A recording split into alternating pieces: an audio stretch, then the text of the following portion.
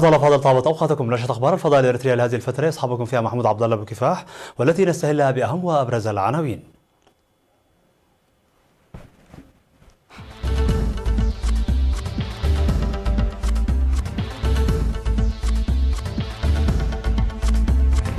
معلومات آنية من وزارة الصحة بخصوص وباء فيروس كورونا.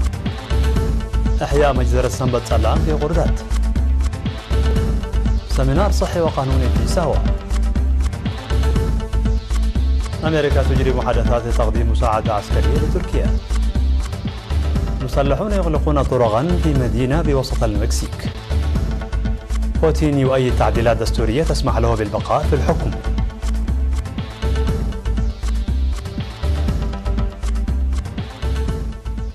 مرحبا بكم. من العناوين إلى التفاصيل. مضى 3 أشهر منذ ظهور وباء فيروس كورونا، وانتشر بسرعة كبيرة في كافة أنحاء العالم، مصيبا أكثر من 100,000 شخص وموديا بحياة حوالي 4,000 شخص. لم تشهد إريتريا إصابة بالفيروس حتى الآن، ومن الأهمية بمكان القيام بأعمال المكافحة والاستعداد لكل الاحتمالات لالتقاء إريتريا بمختلف الدول المتأثرة بالفيروس جوا وبرا وبحرا. ووضعا في الاعتبار لذلك تقدم وزارة الصحة المعلومات الآتية. أولا، ستجرى أنشطة توعية مكثفة عبر وسائل الإعلام لتعريف الشعب بفيروس كورونا وتدعو الشعب لمتابعة المعلومات الصادرة. ثانيا، تناشد جميع الإريتريين والأجانب الذين يعتزمون السفر من وإلى إريتريا إلغاء السفر وضعا في الاعتبار الوضع الراهن وضمان سلامتهم وسلامة الشعب والوطن. ثالثا، تقوم وزارة الصحة بالمتابعة المستمرة وستقدم المعلومات الخاصة بتقييم أوضاع الوباء. رابعا، تعلن بأن المسافرين القادمين من الصين وإيطاليا وكوريا الجنوبية وإيران، سواء الداخلين للبلاد أو المارين عبر الترانسيت، سيوضعون في الحجر الصحي. النصر للجماهير، وزارة الصحة، 11 من مارس 2020. نظمت في مدينة غردات فعاليات إحياء الذكرى 45 لمجزرة سنبت سلام أي الأحد الأسود، والتي نفذها جيش نظام الدرق الاستعماري في 9 من مارس عام 1975 ضد الأبرياء العزل في مدينة غردات. وتضمنت الفعاليات التي استمرت من 7 وحتى 9 من مارس برامج تعكس تلك الجريمة البشعة وصمود الشعب الإريتري وتضحياته من أجل استغلاله وكرامته. وأوضح المدير العام لقسم الثقافة والرياضة في إقليم القاش بركة السيد إدريس صالح بأن الهدف من البرنامج هو إحياء ذكرى التضحيات الكبيرة المقدمة من أجل الاستغلال وتوثيقها وتعريف الأجيال بها. وقال مدير مديرية غردات السيد إيساق طعوم أن إحياء مجزرة الأحد الأسود هي لتوضيح الجرائم البربرية التي ارتكبها المستعمر ضد المواطنين الأبرياء خاصة الأطفال والنساء وصمود الشعب الإريتري، وأحياء الجرائم التي كان ينفذها العدو ضد الشعب الإريتري، حاملا شعار نريد أرض إريتريا وليس شعبها، وإذا أردت إبادة السمك عليك بتجفيف البحر. وكذا تعريف الأجيال الحالية بتضحيات النضال التحرري والتخطيط للمستقبل. ووضع وزير الحكومات المحلية السيد ولدنكي الأبرهة وقائد الجبهة الغربية العميد تخلي كفلاي وحاكم إقليم القاش بركة السيد أبرهة قرزة ومسؤولون آخرون أكاليل الظهور على مقبرة سنبت سلام في منطقة أوتيت. الجدير بالذكر أن جيش نظام الدرق الاستعماري قتل قبل 45 عاما في مجزرة سنبت سلام أي الأحد الأسود حوالي 370 مواطنا بريئا بطريقة وحشية تقشعر لها الأبدان. شهدت ساوا في الفترة من 6 وحتى 8 من مارس تنظيم سمينار قانوني وصحي لأعضاء مركز تدريب الخدمة الوطنية، واشتمل التدريب على القانون الجنائي العام وعلم الأجناس والمساواة ودور المجتمع في إنجاح برامج التعليم والتدريب ومكافحة الأمراض المعدية ودور الشباب في النضال الوطني وتأثير وسائل التواصل الاجتماعي، وكذلك مهارات وأهمية الحوار والتواصل.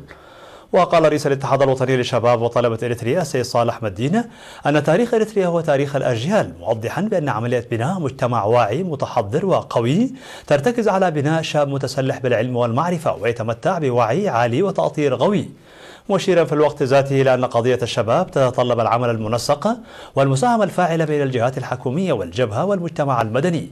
وقدم توضيحا مفصلا حول تعزيز العمل لرفع قدرات ومشاركة الإناث في كافة مستويات التعليم والمجالات، ودعم الدورات المقدمة لهن لتنمية قدراتهن وزيادة الثقة في أنفسهن، داعيا للدفع بتبادل التجارب الناجحة بين الإناث والتعرف على النموذجيات منهن. وفي الكلمة الختامية التي ألقاها قائد مركز تدريب الخدمة الوطنية العقيد دبسايغدي ذكر فيها بأن السمينارات والدورات التدريبية والتأهيلية المنتظمة تساعد في سد النواقص ومضاعفة القدرات، كما أشار إلى ضرورة نقل المعلومات والمعارف إلى الآخرين داعيا لإتاحة فرص التدريب لأعضاء المركز المتبقين.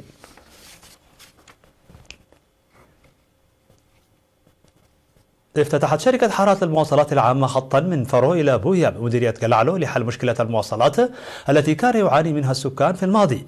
وأوضح سكان بويا بأنهم كانوا يدفعون مبلغ يصل إلى 100 نقفة من وإلى فرو لأصحاب السيارات الخاصة، حيث كان يؤثر ذلك سلبا على أوضاعهم الاقتصادية وأنشطتهم اليومية، وقد باتوا يحصلون الآن على خدمة المواصلات ب30 نقفة فقط. وأكد السكان من جانبهم على الاستعداد لتنفيذ كل ما يطلب منهم لضمان استمرارية خدمات المواصلات. نظم رئيس جمعية المتبرعين الطوعيين للدم في إقليم جنوب البحر الأحمر السيد عثمان عبد القادر سمينارا لموظفي الحكومة الناشطين في 6 من المؤسسات بالإقليم لتعزيز معرفتهم وفهمهم حول التبرع الطوعي للدم. وذكر السيد عثمان في السمينار الذي شارك فيه حوالي 350 موظفا من ميناء عصب ووحدات الشرطة والأمن والجوازات، إضافة إلى موظفي إدارة الإقليم، بأن التبرع الطوعي بالدم عمل نبيل لمساهمته الكبيرة في مساعدة المواطنين المحتاجين، مناشدا بضرورة استمرارية مثل هذه السمينارات في كل المؤسسات. هذا ويضم فرع جمعية المتبرعين الطوعيين للدم في إقليم جنوب البحر الأحمر 120 عضوا. يقوم سكان ضاحية أقرع بمديرية نقفة في إقليم شمال البحر الأحمر بالتعاون مع قوات الدفاع الإريترية بأعمال واسعة لحفظ المياه وصيانة التربة وتعزيز الإنتاج الزراعي، وتشتمل أنشطة النفير الجارية قبل موسم الخريف على بناء المدرجات وإزالة الطمي من الطرق ومجاري السيول وصيانة حواجز المياه. وأوضح السكان لوكالة إيرينا أنهم يعملون بوفاء وإخلاص، مقتنعين بالفوائد الكثيرة التي ستجنى من تلك الأعمال الجماعية، حيث أنجزوا حتى الآن كل الأعمال المطلوبة في مزارع الري والتي تقدر مساحتها ب95 هكتارا. مشاهدينا الأفاضل، كانت هذه الأخبار الداخلية. فاصل قصير ونوافيكم بالأخبار العالمية، فابقوا معنا. مرحبا بكم. على الصعيد العالمي، قال مسؤولون أن الولايات المتحدة الأمريكية تناقش مع شركائها في حلف شمال الأطلسي ما يمكن أن يقدموه لتركيا كمساعدة عسكرية في إدلب، وتناقش الإجراءات التي قد تتخذ إذا انتهكت روسيا والحكومة السورية وقفا لإطلاق النار. وقال جيمس جيفري المبعوث الأمريكي الخاص إلى سوريا للصحفيين خلال مؤتمر صحفي أنه يتم بحث ما يمكن فعله لحلف شمال الأطلسي، وأضاف قائلا كل شيء مطروح على الطاولة. واستبعد جيفري الذي كان يتحدث بجانبه السفير الأمريكي في تركيا ديفيد ساتروفيل استخدام القوات البرية حال انتهاك وقف إطلاق النار، وأكد على حاجة أنقرة لتوضيح موقفها من شراء منظومة الدفاع الصاروخية الروسية S-400. هذا وقال الرئيس التركي رجب طيب أردوغان أنه لن يمنع المهاجرين الذين يحاولون عبور حدود تركيا إلى اليونان رغم الضغوط الأوروبية عليه للقيام بذلك، لكنه أعلن عقد قمة مع زعماء أوروبا الأسبوع المقبل في اسطنبول لبحث حل الأزمة.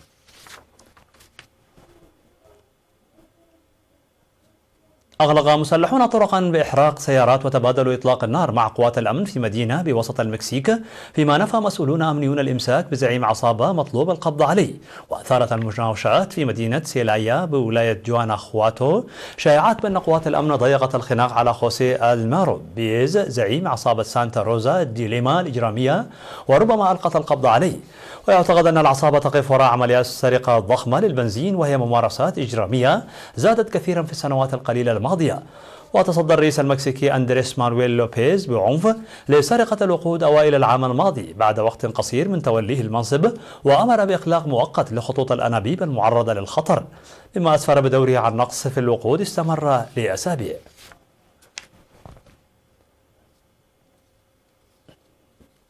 فتح الرئيس الروسي فلاديمير بوتين المجال أمام تعديلات دستورية تسمح له بالبقاء في الحكم حتى عام 2036، لكنه قال أنه يؤيد تقييد الفترات الرئاسية عندما تصبح البلاد ناضجة سياسيا. وبموجب الدستور يتعين على بوتين الذي كشف في يناير عن إصلاح دستوري وتغيير كبير في السياسة الروسية ترك منصبه في عام 2024 عندما تنتهي رئاسته الثانية المتعاقبة والرابعة له إلى الآن، لكنه في كلمة أمام البرلمان قدم تأييده المشروط لتعديل مقترح في الدستور يعيد بشكل رسمي احتساب فتراته الرئاسية من الصفر. وإذا باركت المحكمة الدستورية التعديل بحسب توقعات منتقدي بوتين وأيده الناخبون في اقتراع عام في أبريل سيكون بإمكان بوتين شغل المنصب فترتين متتاليتين مدة كل منهما 6 سنوات. الخبر الأخير: دخل المصري عز الدين بهادر البالغ من العمر 75 عاما السجلات القياسية العالمية كأكبر لاعب يحرز هدفا في مباراة رسمية لكرة القدم في مصر.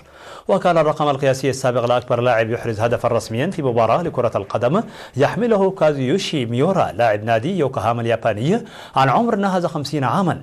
بهادر ذو 6 أحفاد كان قد وقع عقده مع نادي السادس من أكتوبر المنافس في دوري الدرجة الثالثة المصري في شهر فبراير الماضي، وقد أحرز هدفه عن طريق ركلة جزاء خلال مباراة فريقه أمام نادي جينيز والتي انتهت بالتعادل أي هدف لكل منهما. ويلعب بهادر مع ناديه الجديد كما يقوم بالتدريب حتى يحسن من مؤهلاته البدنية لتحقيق هدفه. إلى ذلك يستعد بهادر لتسجيل اسمه في موسوعة جينيز برقم قياسي آخر بصفته أكبر لاعب في تاريخ كرة القدم، وذلك عندما يشارك مع فريق السادس من أكتوبر في مباراته المقبلة في دوري الدرجة الثالثة المصري. ووفقا للوائح فإنه ينبغي على أي لاعب أن يخوض مباراتين كاملتين ليتم تسجيله في الموسوعة.